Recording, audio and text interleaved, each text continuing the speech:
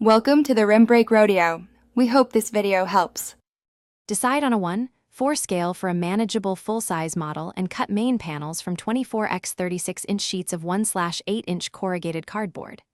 Create paper templates first, marking hood, roof, doors, and wheel arches. Transfer templates to cardboard with a ruler and protractor for accurate angles.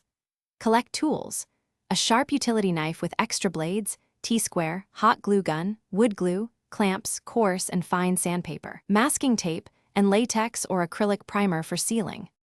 Construct the internal frame by laminating 1/8-inch panels into boxed ribs and gluing sections under clamps until rigid. This becomes the chassis spine.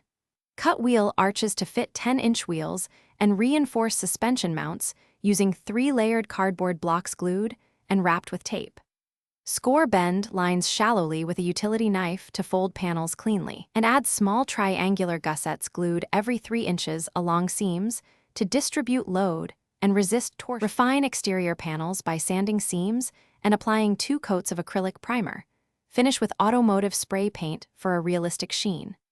Mount 10-inch rubber wheels on metal axles with sealed bearings, balancing the assembly by adding about 50 grams of weight near the chassis center to improve stability.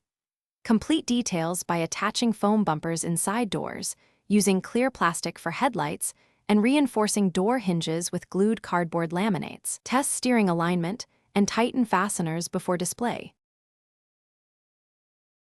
Thanks for watching. Consider subscribing if we helped you.